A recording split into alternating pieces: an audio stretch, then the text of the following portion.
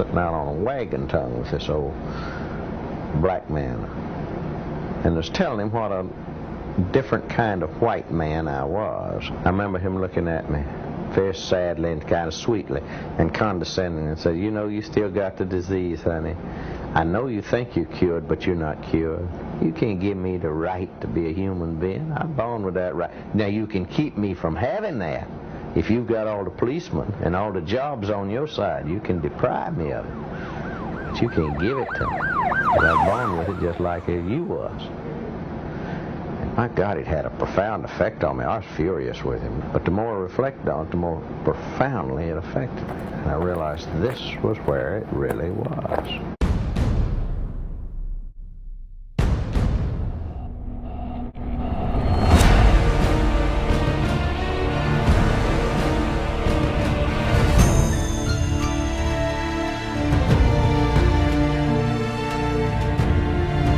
Said unto Abram, Know of a surety that thy seed shall be a stranger in a land that is not theirs, and shall serve them, and they shall afflict them 400 years. And also that nation whom they shall serve will I judge, and afterward shall they come out with great substance.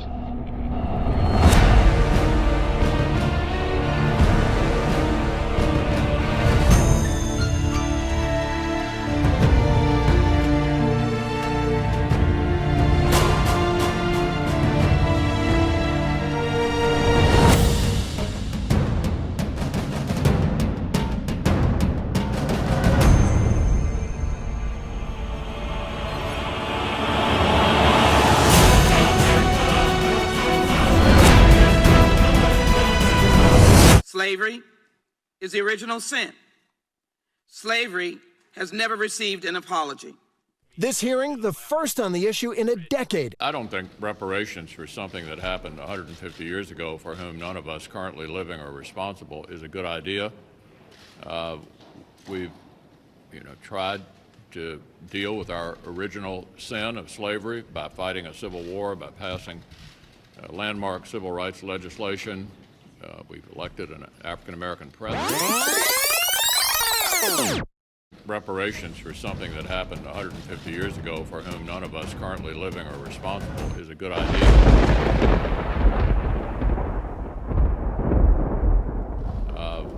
We've, tried to deal with our original sin of slavery by fighting a civil war, by passing landmark civil rights legislation.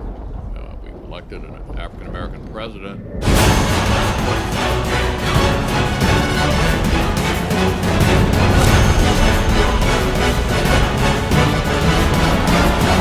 The swarms are threatening the food supply of millions. For 3 months now, swarms of desert locusts have been eating their way through East Africa, raising fears over food security. And they keep breeding. Across East Africa, locust swarms of biblical proportions have been threatening life and grazing land and eating all the people's crops.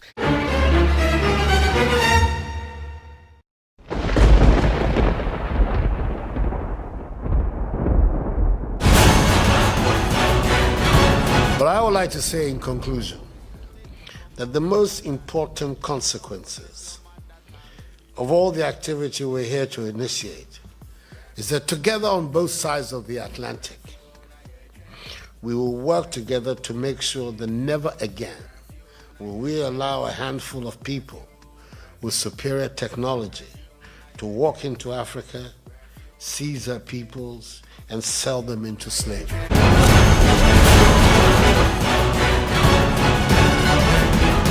You're looking live at the New York Stock Exchange stock market plunging today. The Dow Jones Industrials average closing just about 24,000, falling more than 7% during the session. That's the biggest point drop in history. Though there have been larger percentage drops, we should note. Trading came to a halt this morning on the New York Stock Exchange. An initial 7% triggered a 15-minute pause in trading. farmers are destroying their crops. The dairy industry has been particularly hit hard as New York State dairy farmer Patrick Grimshaw poured his entire production of milk for the day down the drain. There's no turning the cows off. To get up every morning knowing you're going to lose money and have to work just as hard as you did the day before. At the prices of gasoline, they are now at their lowest level in over a decade. The average price across the country, I don't get this, is still $1.82, but customers in 5 states, actually it's many more than 5 states, are selling it for less than $1, seeing it sell for less than $1.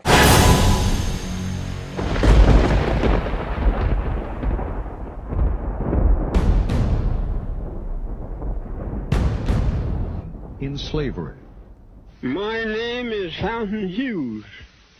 I was born in Charlottesville, Virginia. My grandfather belonged to Thomas Jefferson. My grandfather was 115 years old when he died. And now I am 101 years old.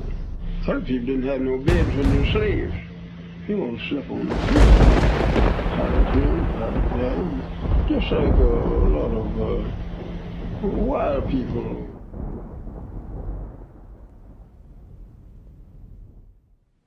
The word that the Lord spake against Babylon and against the land of the Chaldeans by Jeremiah the prophet. Declare ye among the nations, and publish, and set up a standard. Publish and conceal not. Say, Babylon is taken, Bel is confounded, Merodach is broken in pieces. In those days and in that time, saith the Lord, the children of Israel shall come, they and the children of Judah together, going and weeping. They shall go and seek the Lord their God. Thus saith the Lord of hosts, the children of Israel and the children of Judah were oppressed together, and all that took them captives held them fast. They refused to let them go. Their Redeemer is strong. The Lord of hosts is his name. He shall truly plead their cause, that he may give rest to the land, and disquiet the inhabitants of Babylon.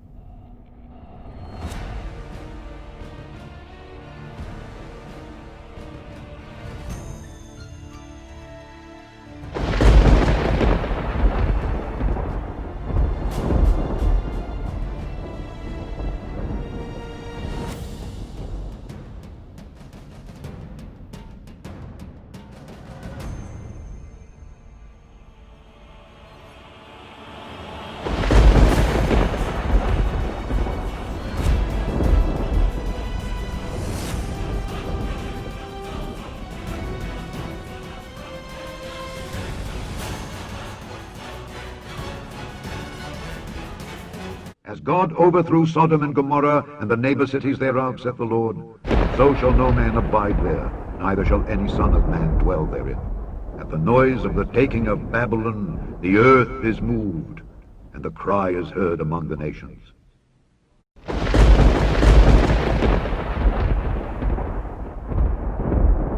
And the 6th angel poured out his vial upon the great river Euphrates. The water thereof was dried up, that the way of the kings of the east might be prepared. Right now, Iraqis fleeing 3 towns on the banks of the Euphrates River. There are new concerns that the river's water level is so low that ISIS fighters can just walk across and launch attacks. If you control the water, you can control your enemy, which in that part of the world is basically true. For they are the spirits of devils working miracles, which go forth unto the kings of the earth and of the whole world, to gather them to the battle of that great day of God Almighty.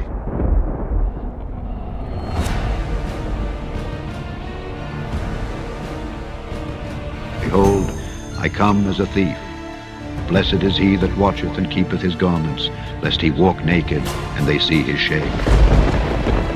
And he gathered them together into a place called in the Hebrew tongue Armageddon.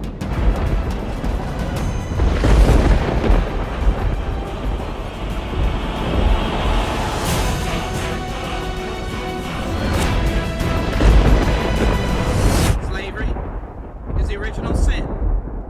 Slavery has never received an apology.